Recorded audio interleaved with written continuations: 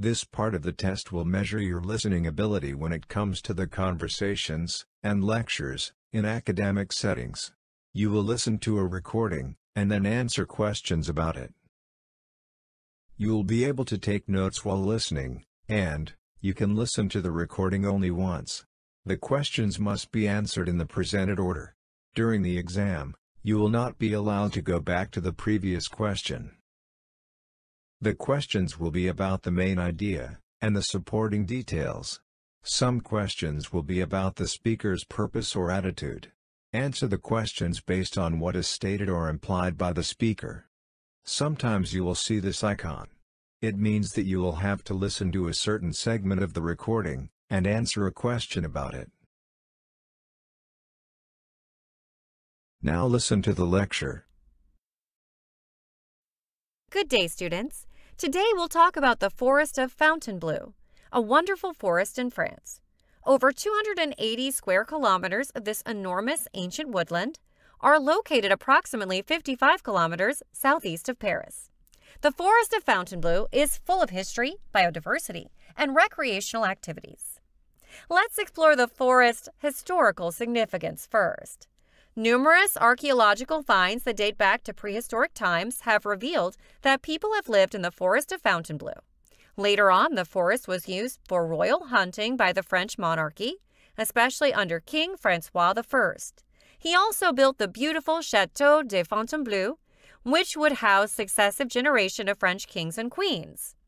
We discover a wide variety of plants and fauna as we investigate the biodiversity of this enchanting woodland. The Forest of Fontainebleau is a botanist's dream, with over 1,000 plant varieties, including oak, beech, and pine trees.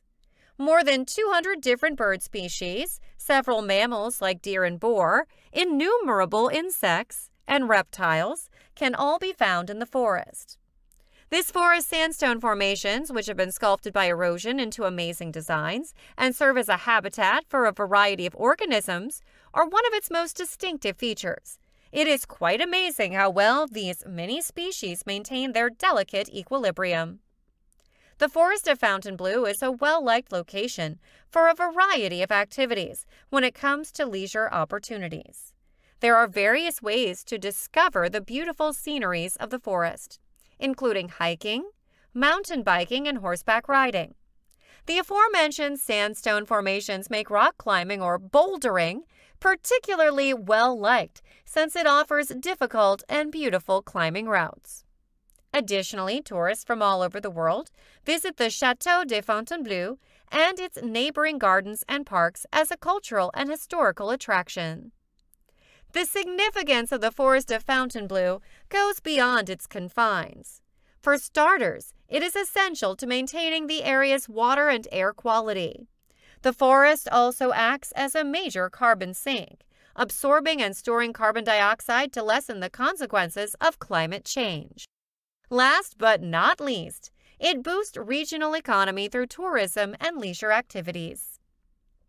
The Forest of Fontainebleau is now home to a variety of native species, but it has also experienced the invasion of certain non-native ones, such as the American gray squirrel and the Chinese mitten crab.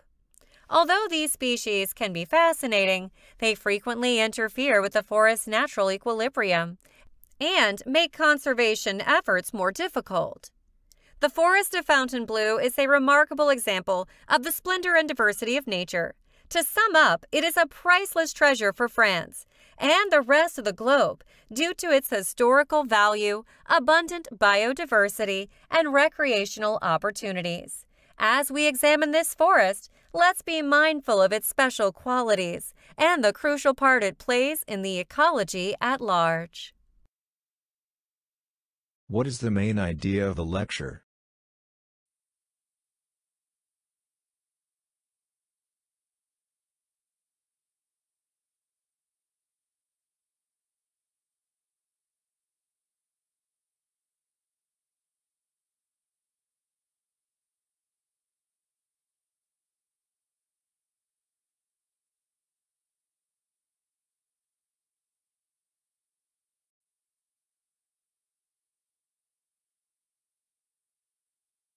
What does the professor mean when she says,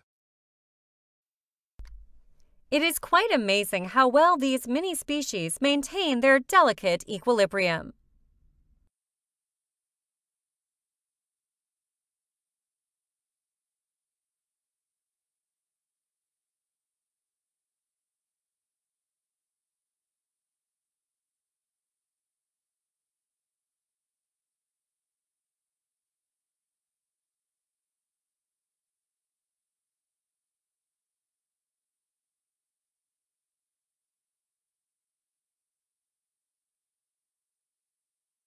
why does the professor mention the American gray squirrel and the Chinese mitten crab?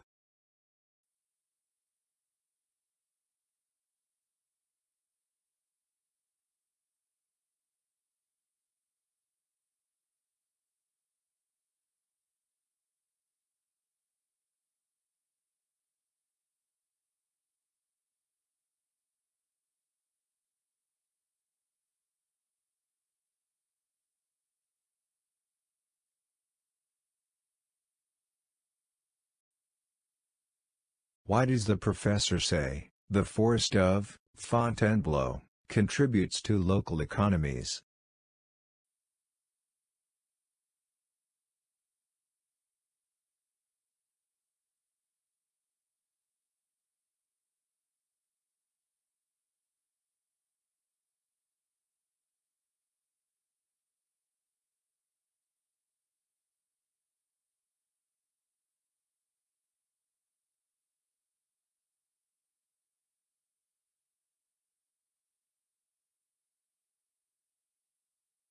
Sort the following as either part of the forest of Fontainebleau, or not part of the forest of Fontainebleau.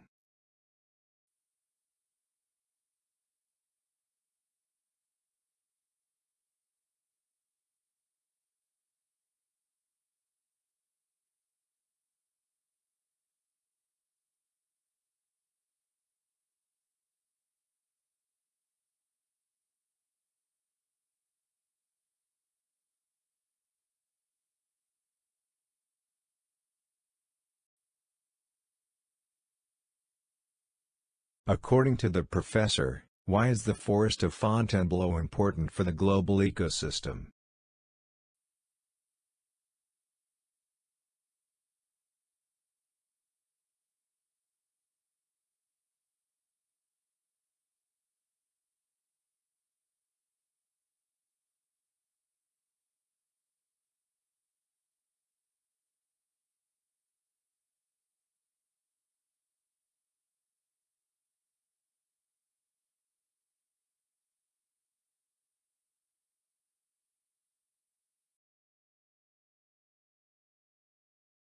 Now listen to the conversation between two people.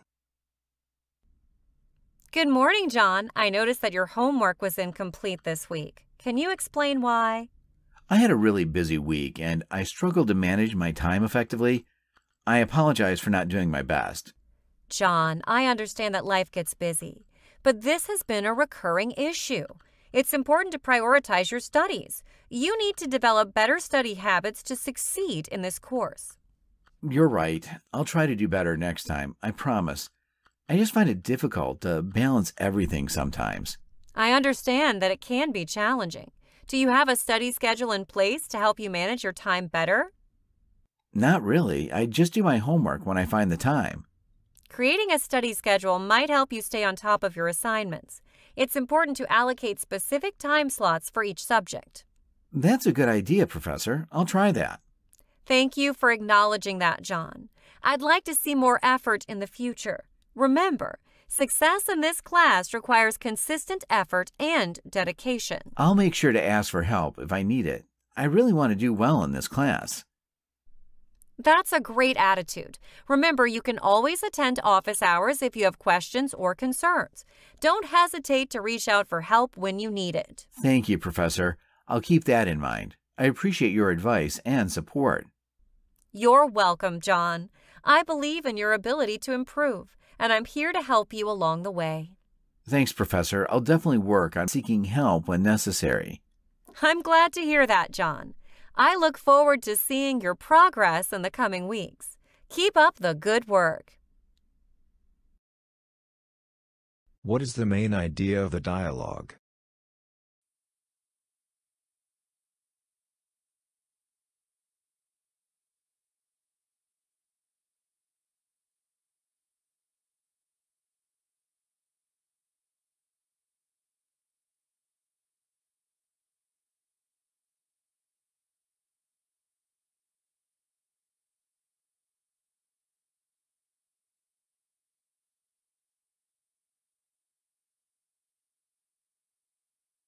How does the professor feel about John's recurring issue with incomplete homework?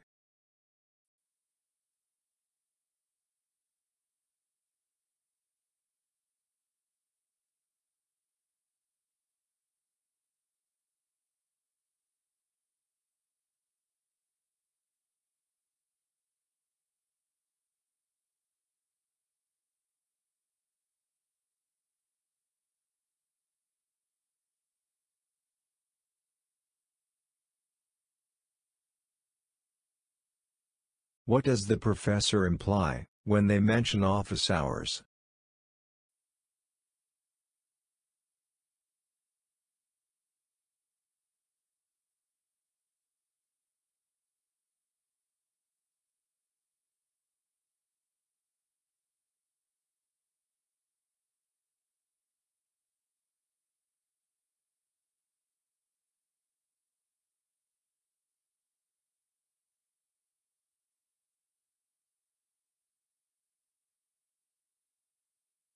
How does John feel when he admits he didn't do his best?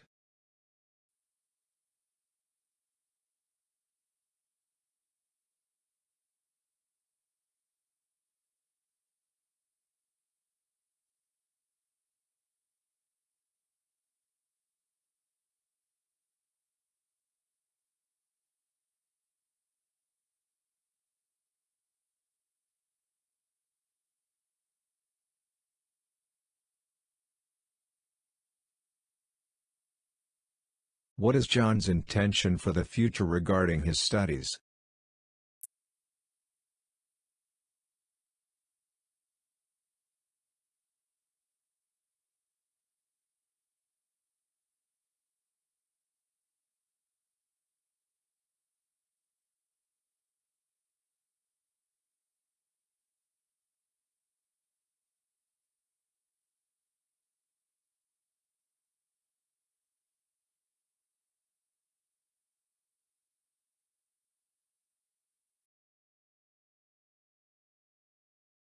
Now listen to the lecture. We will talk about the Danube River's remarkable biodiversity. Due in part to the many landscapes it passes through, this intriguing watercourse is home to a wide variety of plants and animals. This covers a wide range of ecosystems, such as those in the Alps, lowland plains, and enormous wetland areas. As a result, countless of plants and animal species, many of which are rare or endangered, call the Danube home. The abundance of fish in the Danube is one of the most notable aspects of its biodiversity. The river is home to more than 100 different fish species, some of which are unique to the area, such as the Hushen or Danube salmon. Due to overfishing and habitat loss, several fish species, such as the sterlet and the European sturgeon, have seen dramatic population decreases. There have been initiatives in recent years to reintroduce these animals and rebuild their natural habitats. The Danube's biodiversity is also notable for its abundant bird life. One of the most significant bird habitats in Europe, the Delta area alone is home to more than 300 different bird species. The Dalmatian pelican, the red-breasted goose, and the white-tailed eagle are three of these species whose conservation is particularly at risk. However, there are a number of risks to the Danube's vegetation and biodiversity. Water quality and the well-being of the river's ecosystems have been significantly impacted by pollution, notably those from industrial and agricultural sources. In addition, habitat fragmentation brought on by dam construction and other infrastructure initiatives make it challenging for animals to travel and get essential resources. There is still hope for the future of the biodiversity along the Danube, despite these obstacles. Through concerted work and international cooperation, international initiatives like the Danube River Basin Management Plan seek to maintain the distinctive ecosystems along the river. These initiatives support sustainable development in the area while simultaneously preserving the region's unique biodiversity. The Danube River, in conclusion, is a priceless natural resource that is home to a staggering variety of plant and animal species. We must address the myriad risks that these ecosystems confront and cooperate to spread sustainable practices throughout the area if we are to assure their continued survival. What is the main idea of the lecture?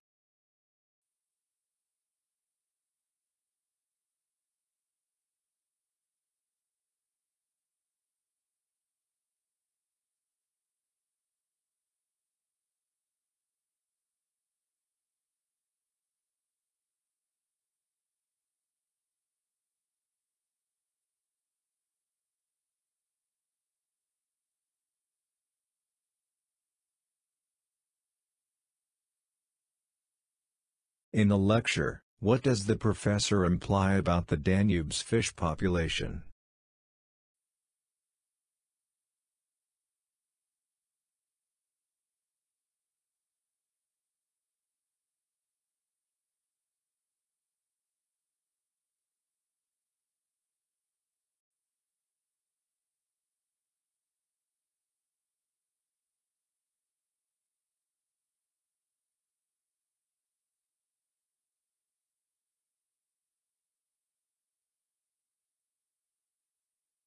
Based on the lecture, how does the professor feel about the future of the Danube's biodiversity?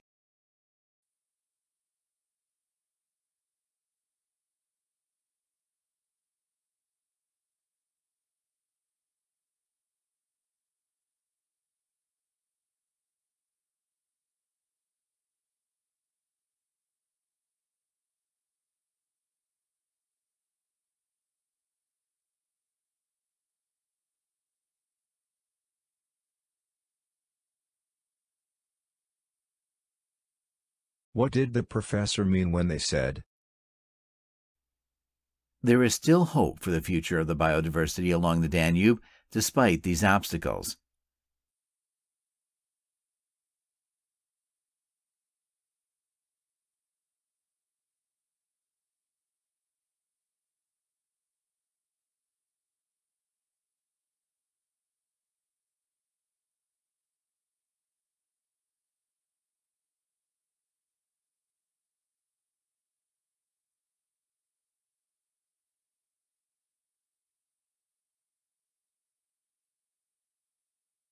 why does the professor mention the Danube River Basin Management Plan?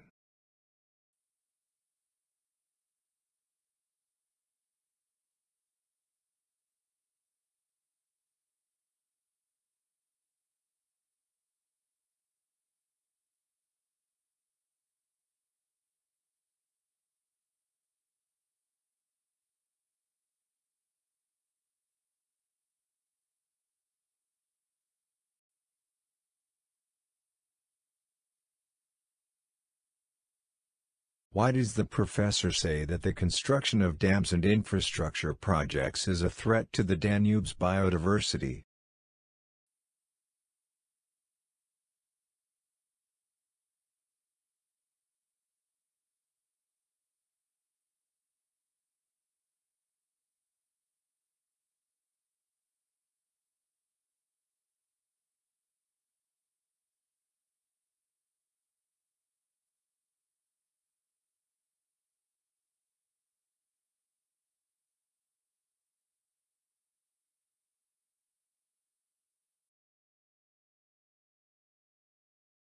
Now listen to the conversation between two people. Hi there. I was hoping to speak with someone about the possibility of changing my course schedule for this semester. Of course, I'm here to help you with that. Could you please let me know which course you'd like to change? Well, I was thinking about dropping my current chemistry class and switching to a biology class instead. All right, let me take a look at the biology classes we have available. May I know the specific reason why you want to make this change? The thing is, I've really been struggling with my chemistry course, and after giving it some thought, I've realized that studying biology would align more closely with my personal interest and future career goals. I understand. We do have some open slots in Biology 101 at the moment. However, I should inform you that making a course change at this point in the semester could potentially affect your graduation timeline. Oh, I hadn't considered that before. But after weighing the pros and cons, I still believe it's worth it, especially given how much difficulty I'm having with chemistry. I see your point. I'll proceed with making the course change for you. Once it's done, I'd recommend reviewing the new course syllabus and reaching out to the biology professor to inform them about your decision to join their class. Thank you so much for your assistance. I really appreciate your help in making this transition smoother for me. You're welcome. Remember, if you have any other questions or need further support, don't hesitate to reach out to our office. Good luck with your new course, and I hope it's a better fit for you. What is the main idea of the dialogue?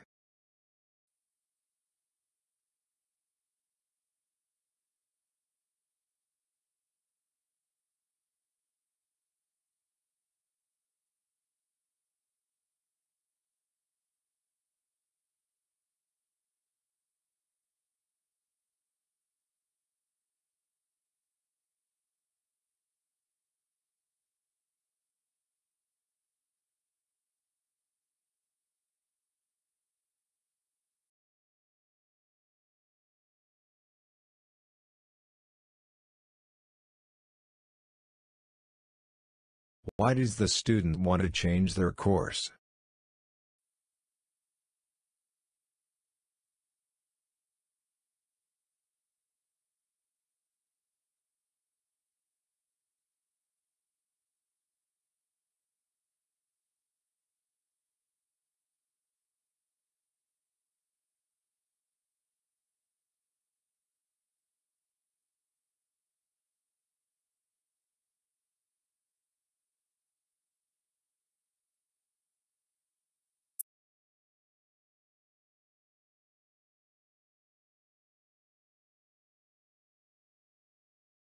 How might changing courses affect the student's graduation timeline?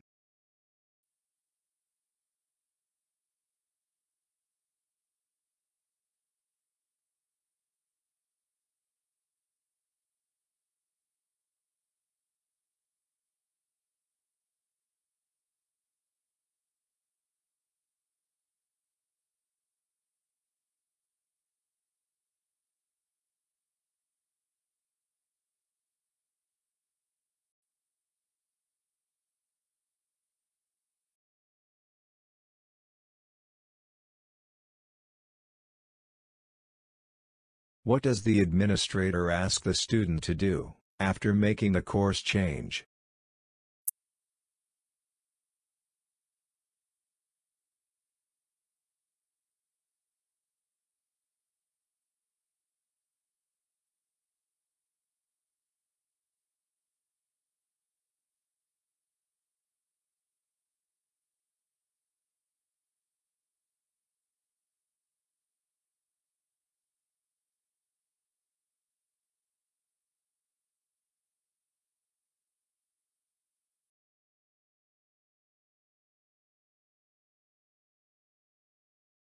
How does the student feel about the help they received from the administrator?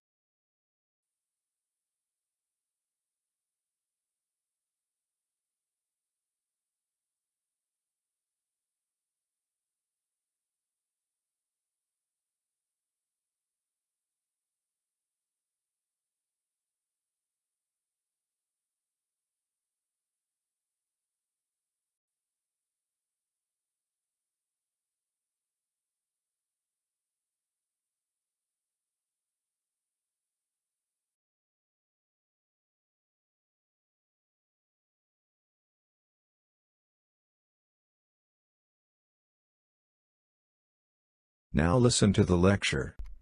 Stegosaurus was a remarkable herbivorous dinosaur about 150 million years ago during the late Jurassic period. This famous dinosaur roamed the earth. Stegosaurus had characteristic armored plates over its back and a spiky tail for defense. Due to the plate's resemblance to roof shingles, the name Stegosaurus roughly translates to roofed lizard. Let's now examine this amazing creature's characteristics, habitat, and social structure. The series of plates along the spine of the Stegosaurus was, by far, one of the most distinctive characteristics. These plates served a variety of purposes, including defense and thermoregulation. According to research, the plates were packed with blood arteries and may have helped with heat transfer or heat storage, depending on the surroundings. These plates also acted as a powerful deterrent for predators. Another noteworthy feature of the Stegosaurus was its little cranium, which contained a brain around the size of a walnut. Despite having little brains, Stegosaurus were not as stupid as often thought. According to recent research, they exhibited more complicated behavior and even interacted with one another via noises and visual displays. Let's now discuss the Stegosaurus's environment.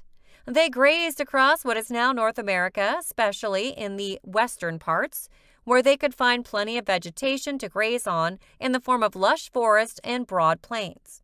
Due to its small head and low-to-the-ground posture, Stegosaurus mostly consumed low-lying vegetation.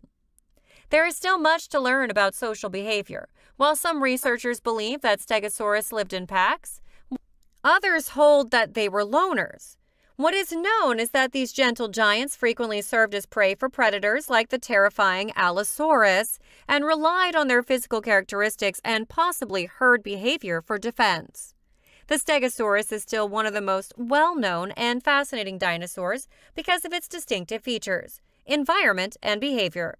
Our knowledge of this fascinating creature will only expand as more evidence and research come to light.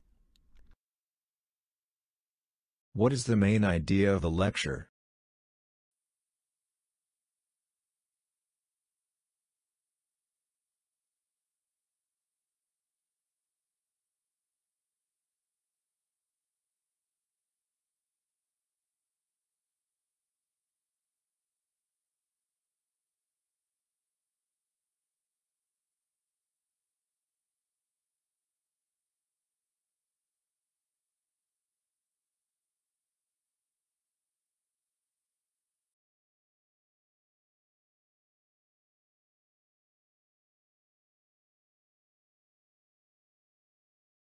What does the professor imply when mentioning that the Stegosaurus plates may have played a role in thermoregulation?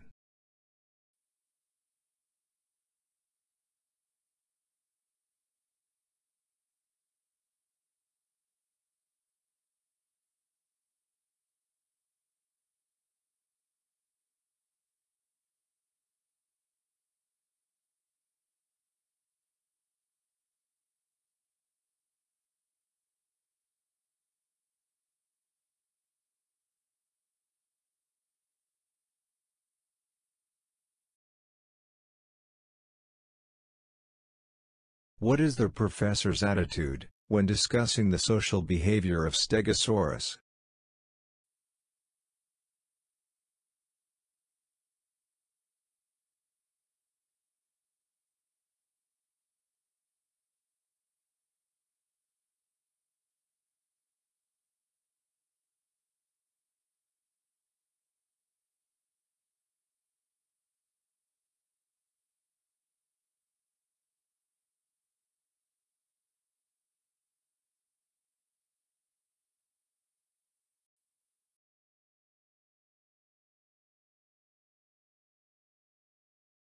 What does the professor mean when saying,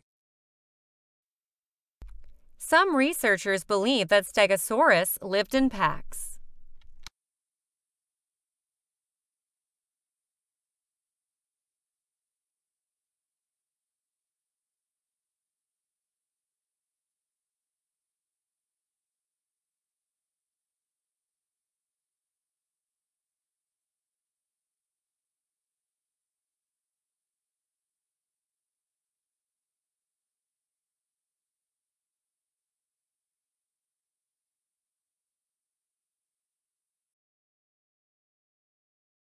why does the professor mention the Allosaurus?